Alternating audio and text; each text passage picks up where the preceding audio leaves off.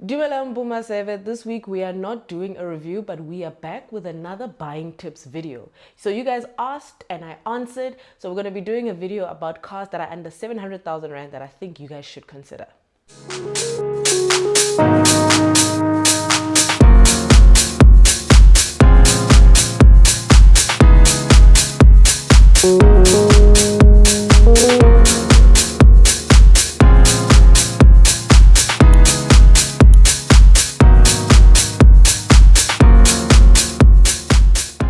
So if you are new here, welcome to the channel and I hope you stay. And if you're an upstanding member of the Mazda Society, thank you so much for your continued support. Don't forget to like, comment, and subscribe because you know on the channel, Kulaveka Gucci and all that jazz. So let's get right into it. Thank you so much for watching. So yeah, let's get started. I'm rambling. I always ramble at the beginning of videos and at the end. Yo guys, sorry for myself, but let's get into it. So before we begin, just so you know, these cars are not in any particular order. So I just did some research on cars that I think are under 700,000 Rand that are good. And my criteria was mainly based on fuel economy, well, somewhat fuel economy, value for money. That was one of my biggest concerns, value for money. What you're paying, are you getting similar return on the money that you're paying for this car? And obviously looks, you know, and general mass appeal. Cars that I think will definitely appeal not just to one person, but I'm trying to also, I'm also trying to appeal to different palettes or different types of people. So remember, no particular order. So let's just get into it. The first car that I think is good and is under 700,000 Rand is the Kia Sportage LX. The Kia Sportage range starts at 662,995 Rand, and for the top spec GT Line S, you're looking at paying 823,995. If it's up to me, to be quite honest, you don't need to go anything further than the Kia Sportage LX. I did a video about this car on my channel in January as Kia South Africa gave it to me for a month, and to be quite honest, that is actually the one to have. That diesel, score. The diesel engine in that car is actually very, very punchy. I think it's a 1.6 TGDI or something like that, CRDI. I always feel like Kia's naming conventions when it comes to diesels, they could really, really throw you off. So I think it's a CRDI, yeah, Kia. But anyway, the 1.6 diesel that the car uses was really, really good. Even on long distances, it carries itself quite well. Very spacious. I love that curved display screen, that 12.2-inch infotainment system screen. Very nice car. If you have the bit of extra money, you can go up the ranks. But I think because we're trying to stick under a budget of 700,000 Rand, the LX is absolutely perfect. However, I did obviously go to the Hyundai equivalent of the Kia Sportage and I looked at the Tucson. The Tucson starts at 598,900 Rand. And I got a bit shocked because I always thought that Hyundai is the more expensive brand. But come to think of it, Hyundai is much cheaper than Kia. So I would, because remember on the channel we drove the Kia Sportage, not the Kia Sportage, the Hyundai Tucson N-Line, you know, the top spec N-Line. That's almost like 800,000 Rand. But you can find a nice mid-spec executive trim. I think it's a 2-liter as well, at 655,000 Rand 500. So you're getting a bigger engine for less than the Kia Sportage entry. So that's something to consider. So look at the Kia Sportage and look at the Hyundai Tucson, see what works for you. Look at their warranties and service plans. I know Kia and Hyundai are very synonymous and very well known for having great service plans and great warranty. So peace of mind is very much guaranteed with these brands. So please do consider those two vehicles. But my pick personally would have to be the Kia Sportage LX, purely based on that diesel and how much I enjoyed it. Because I think that the inline Tucson is a bit expensive, but if you can afford it, go for it. So this is definitely my pick under that price range. Yeah, so just a disclaimer, I have a little book where I wrote everything in because prices have changed from the time I have tested these cars. So going back on muscle memory was not going to work out. And I didn't want to keep skimming to my MacBook the whole time. So I wrote everything in this little book of mine. So yeah, the other car that I have is the Haval H6. So the reason why I picked the Haval H6 is because what's nice about this car is that you can get a hybrid at under 700,000 Rand. The range starts at around 496,000 Rand for the H6 1.5, those super luxury trims. Then when you get to the HEV, you'll be looking at paying about 679,000 Rand. And when I saw that the price went up by 10,000 Rand, I was a little bit impressed because Chinese car pricing doesn't change or fluctuate as much as the other manufacturers do, right? So when I tested it in January of 2024, it was 669,000 rand. And when you log in now, an odd 10 months later, it just went up got 10,000. I think that's really competitive pricing. I've personally loved the Haval. Ever since it came out, I really think it's a good looking car. I remember seeing it at night for the first time, and with the solid light bar, I thought it was a Cayenne. So sorry to Porsche fans, but I thought it was a Cayenne. And when I drove it, I really understood why there's so many H6s on the road, because this car encompasses value for money very well. A very well laid out interior, no fuss, no frill tech, albeit the tech sometimes is very slow to respond, so it's a bit annoying. However, as a package, like, a lot of the things that it lacks, or a lot of the things that are wrong with the car, are made up by the fact that this car offers so much value. It's very hard to get a car of that size and a hybrid at that price. And what I like about the hybrid is that you get about 800 kilometers of range, which is really good. So I really do recommend that you do look and invest in the H6 HEV if you can. Another car in the same spectrum that I liked was the Chery Tiggo 7 Pro Max. Remember when I drove it, I really liked it, guys. That car starts at 609,000 rand, 900 rand. However, I have noticed that there are more Chery Tiggo 8 Pro Maxes than there are the 7. And I think it's because the Chery Tiggo 8 offers a bit more value in the sense that it is a 7-seater. So a lot of people are moving towards that car, and the tech in there, the Sony sound system, the electric seats, you know, all the niceties that this car offers. I think it also had heated seats, from what I remember. All those niceties are probably appealing more than the Chery Tiggo 7 Pro Max. Not to say the 7 Pro Max doesn't have much, but I'm seeing more 8s than 7s. And I remember when I tested it, it was 713,000 rand for the top spec, but you can get a decent one for just under 700,000 rand for 669,000 rand. So when I'm speaking about the Chinese now holistically, there are quite a lot of cars that you can get at that price point, and quite a lot of big cars. So I'm sure you guys are wondering why I'm not mentioning the Haval Jolion. The Haval Jolion is a good car. It's really good, but the pricing has gotten a bit crazy for me considering where the car plays. I see there's a new Jolion Pro. I'm yet to test it, so I won't say anything. But the normal Jolion that I know, it's so lovable. It's so lovable, but 500,000 for a small, compact Chinese car for me, hey guys, I'm not sure. But when I look at Chery, I see that when you move from the 7 to the 8, you get a bit more value, and you're paying around the same price as the Jolion. But with Haval, they're making up for it with the H6. And I think the H6 being a very good product for them, I think is one to consider. So just bear in mind, if you're looking for a Chinese car under 700,000 Rand, my top picks are the Haval H6, Chery Tiggo 7 Pro Max, and the Chery Tiggo 8 Pro Max. So yeah. Next on my list, we went to check out at Volkswagen what we can find at under 700,000 Rand. Now, this was tricky because most cars at Volkswagen are under 700,000 Rand, but most cars don't give much value. You know, I couldn't recommend the T-Cross, right? The T-Cross is expensive, considering that there's the Sonnet, there's the Jolion, there is the Tiggo 4. You know, a lot of people are running to Tiggo 4, guys, because Tiggo 4, you can get a DCT at 400,000 Rand. How much was the one I tested? You see? So T-Cross is there. Tiggo is there. It's expensive. Tiggo is like 500,000. So it was very hard when I compiled this list. Because I love VW, but sometimes their pricing just throws me off. Like, their pricing is like when you go into a shop, and you say, Ejo, how much is this? And the guy says the price, and you're like, okay, sharp, I'll come back. But you know you're not gonna come back. When you walk out the store, you know, that's VW for me. Like, yo, sorry, I love VW, but their pricing sometimes, especially for certain cars. However, I did find a few. First on my list is the Polo range, right? Obviously, you guys are going to argue, riba risk, riba this, that, and the third. The Polo is a good car. The Polo is a tried and tested nameplate. You know, local production of the Vivo also.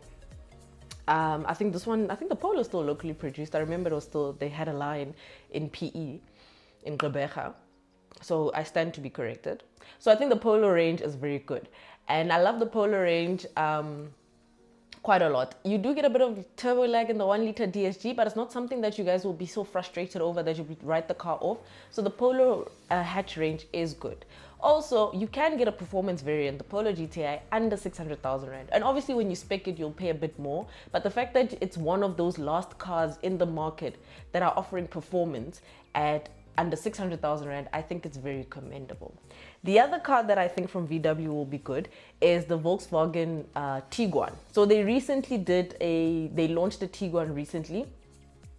I haven't driven it. Unfortunately, I couldn't make it to the launch, but I've heard good things about it. So the 1.4 110 kilowatt one is 651,600. Obviously, maybe specs, you'll have to pay a bit more, but the fact that they still managed to price it very well at under 700,000 Rand is a car that you would consider, and a car that I think you really should think of. The car that I like from Volkswagen is the T-Roc. So the T-Roc comes in the 1.4 liter TSI and the 2 liter R line, right? Which is also a TSI engine. So I would definitely recommend the 2 liter TSI, but that is already 700,900. So you're above budget by 900 Rand. I think with all the cars I've mentioned, I forgot to say, maybe do look at the second-hand market. I know Haval carries its value quite well, and they're not problematic on the second-hand market. Remember the video I did on the Jolion for Cars.coza? We did see that the Jolion is actually not a problematic car. So I'm hoping that the H6 isn't.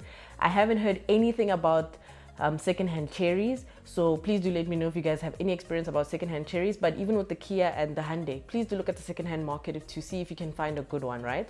So just bear that in mind. But back to the T-Roc, I think it's a very good car, very spacious, very nice, looks the part. You guys know it's a personal favorite of mine, so there was no way I wasn't going to recommend this car. I think it's just under 700,000 Rand you can get a good one, so definitely do consider the Volkswagen T-Roc. Decided to go look at the Mazda CX-5, and what's nice is that all the cars under Mazda do the Mazda CX-5, from the Active to the Carbon Edition, they do not touch 700,000 Rand. So the Mazda CX-5 range starts at 564,900 and the Carbon Edition goes up to 681,900. Now the problem with the CX-5 is the engine. They discontinued the 2.2 liter diesel. I don't know why, because that was the cream of the crop, but I remember it was over 700,000 Rand. The petrol does whine a lot, like, but even with the whininess, whatever, I think it's expected from Mazda, so I'm not too harsh on them anymore about it. The car itself is perfect, guys. It's spacious, there's niceties on the inside, it looks the part, it's aging very beautifully, you know. I think it's a car that's very reliable as well. It's practical, it's spacious. I think the Mazda CX-5 is it's definitely the brand's flagship. So it's a car that I think you should consider, especially if you're moving into a more family kind of space, or you travel quite a lot, whatever. I think the car will be fine. On long distance, it does carry itself well and it doesn't get lazy. However, when you put your foot down, the whininess will be there. And I have done some reviews on the CX-5. I have spoken about it. However, it's similar to the H6. Some of the flaws in that car are made up by the fact that these cars are really good, because they offer a lot of value for money. So do consider the Mazda CX-5. To check at Toyota what we could find, and similar to Kia, guys, Toyota is not really cheap. I actually was like, let me look at this car and let me look at cars under 700 Rand at Toyota, and I still have a perception that Toyota is very affordable. RAV4 is already over 700,000 Rand, and I was like, you know what, okay, RAV4 out. But there is the Corolla Cross, and the Corolla Cross probably has the most competitive starting price of all the cars I've mentioned. It starts at 408,000 Rand, and you can get the hybrid GRS for 543,700. The Corolla Cross has been a success in the country, and it's also locally produced, so it's very, very good, and I really do recommend the Corolla Cross. They do have this annoying foot brake, which is so medieval and old, but however, Toyota sometimes. But I really do recommend the Corolla Cross. Another car that I do recommend, but I'm in two minds about, is the Toyota CHR. The reason being that a 1.2 liter engine costing 612,000 Rand at the top spec is a bit scary. I was just like, whoa. But the CHR, I've driven it, I've lived with it. I think it's good. I think it's quirky. You know, it's more of your Toyota, your T-Roc kind of territories. You know, people who buy Fiat 500s, Q2s, very quirky, very outlier kind of cars. But I'm not too sure about the top spec pricing of 612,000 Rand. Maybe you guys will let me know in the comments. But at Toyota, those are the cars that I would recommend under 700,000 Rand. Yes, you can argue also with all the other manufacturers that most of their cars are under 700,000 Rand, but these are my picks. And considering that the market is going in an SUV route, I think these are the cars that are good. And I'm also basing my list based on the cars that I've personally driven, right? Hence, with the VW seg part, I didn't add the Polo, the Polo Vivo, because it was there. Even with Hyundai, didn't add the i20, you know. So it's varying, right? So my criteria is very varying. You guys can see that I'm going in a more SUV kind of route. So I hope you guys are still keeping up with me as this video progresses. But yeah, at Toyota, those are the cars that I would definitely recommend. Those are the cars that I would like. I did see that the Corolla hatch and the Corolla sedan are under 500,000 Rand. However, I find that the Corolla sedan, considering that it's a family car, is a bit too expensive at 500,000 Rand. So I think the Corolla Cross makes a bit more sense, considering that it's an SUV and it has a raised ride height. So yeah, that's basically the cars that I can. Right, so that concludes the list of cars under 700,000 Rand that I do recommend. I hope these guys, I hope this list made sense to you. These are the cars that I personally like and personally would recommend. I don't want to be doing these videos and giving you guys cars that I personally wouldn't buy, you know. So these are cars I definitely would buy for myself. And now we're moving into, obviously, when I give you guys a bit of buying tips. So I saw a tweet of someone saying that we should buy cars at auctions. Guys, I am warning you, watch out. Please be careful of auctions. And I'm saying this with a pure heart, guys. It's not to say that don't go buy at auctions. I'm not saying run away from auctions. However, auctions are very uncharted territory. And auctions are things I wouldn't recommend, especially for people who are buying their first cars. Like, I understand the novelty that there's a perception that auctions are cheaper or whatever. I get that. But, guys, please be careful. And when I did my research about auctions, the disadvantages actually outweigh the advantages.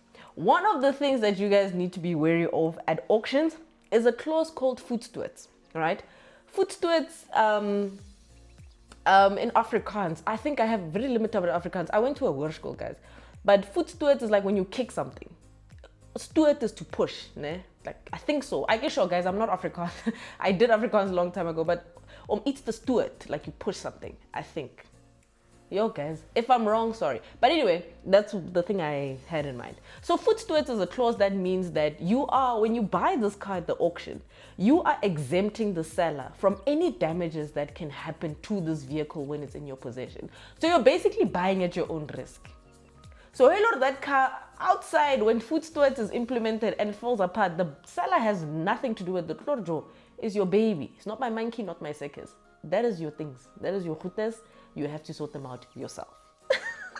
So that's the first clause, and it's the most prominent clause in auctions, guys. Please be careful. Really, you don't want to be having a car that you are driving at your own risk, right? So those are the first things you need to look out for when buying at an auction. And number two, another tip, not necessarily number two, a disadvantage of auctions is the fact that you can't ask questions. You really can't ask questions on the product. They tell you the specs, whatever. You have to take what the bidder says. So you can't really ask accidents, whatever. I think you can, but it's at the time when you're bidding, you're just bidding and you're getting you want to get the product. So asking questions is a bit tricky at the time. Also, you have no guarantee that you will be the winning bidder at an auction. There is no guarantee, guys. And you will probably see the listing that this car's auction price starts at 150,000. You go there with 200,000 Rand, and there's some man who comes with 500,000 Rand, and you're outbid. Now you have 200,000 Rand sitting doing nothing. Do you understand? Also, you can go over budget. So you have the 200,000 Rand, but now you bid because you want that car really badly. Now you're paying 270,000 Rand. You have to make sure you have 70,000 Rand sitting with you in the spur of the moment. There's a lot of hidden costs also, guys. You don't just pay that 270,000 Rand or 200,000 Rand at the auction and you walk away scot-free with your car. There's a lot of hidden costs also, and yeah. So auctions for me, I've never been a fan of them, especially considering my age and how I also think that for a first-time buyer, it's not advisable. If you do know people that are very good at auctions, then definitely go buy a car at an auction. I've seen many horror stories at auctions, guys. People are buying 7.5 GTS for 80,000 rand at auctions, and I'm telling you guys, you're going to know Mumbo Repairs' a bank account number off by heart. Please be careful. Please be careful, especially when you're buying those high-end cars. I see, like, yeah, go buy your performance cars at auctions. Lena, little phonela Mumbo Repairs every day. Please, guys, please. We're not saying don't go to auctions, but please be careful. And for me, what I've read also, and when I did my research, auctions are best for people. You can study to actually bid or sell and stuff like that. So it's a bit of it has its own ecosystem, and it's very costly to also study those things. So if you are well versed and you know people that know auctions, go to an auction, buy it. But I think for peace of mind and safety, go to a dealership, guys. Remember the first video I told you about the podium, so that you know how much you're paying for the bank, what the bank is covering, all those kind of things, whatever. Same thing. I say that's why I say it in this video as well. Go to a dealership, guys. Even if you're buying secondhand, make sure you're buying a car that has a lot of peace of mind still attached to that car. So make sure it even has a bit of a warranty, bit of a service plan left, you know, whatever. So that you have a bit of peace of mind. So when buying cars, guys, I think my biggest piece of advice is make sure your car gives you peace of mind. Cars are very expensive. Cars are very temperamental, and everyone has a very different experience with their cars. Some people say this manufacturer is good. Some people say that manufacturer is not good. We all have different and unique experiences with cars. However, make sure that the car you're buying gives you peace of mind, guys. Gives you, like, just really ensure that it gives you peace of mind and know what you are paying for. Make sure you're not being robbed by salespeople. Make sure you know and make sure you can afford that car. Remember, I tell you guys every time, make sure you can afford that car. So ultimately, I would definitely recommend that you look at a dealership before you look at auctions. And if you do go to auctions, make sure you go with people that know Halango auctions. I saw Muzi did a video about auction buying. Please do check that out. I'm just giving you a bit of knowledge of what I know about auctions. I haven't really heard the most savory experiences about them. So I would recommend that you guys look at another avenue. But I'm not totally like cutting you off from auctions. So yeah, guys, I hope this video made sense. I feel like I'm rambling, but I hope it made sense. And that is it from me, Boma 7. Don't forget to like, comment, subscribe, and I'll see you in the next one. Let me know what you guys think of this video. Please do comment down below if there's any other topics you want me to cover on this channel when it comes to what kind of buying tips I can give you. Maybe you guys want family cars, you know. I'm planning on doing a buggy one very soon. So there's a lot I want to do. But I hope you guys enjoyed the series. I can't wait to be doing the reviews again. They're gonna come very soon. And yeah, guys, don't forget to like, comment, subscribe. Don't forget to watch those ads, and I'll see you in the next one. Time for me to go make breakfast and eat. I haven't eaten, as you guys know. I don't know why I do videos on the because I get itis because I eat a lot. So better my first lie, you know, my hobby. Like, guys, I eat. So yeah, I'm gonna eat now and work. I'm joking, guys, but thank you guys so much for the support. Don't forget to like, comment, subscribe. I hope you guys enjoyed this series, and let me know what you guys think. I'll see you in the next one. Bye, Boma 7.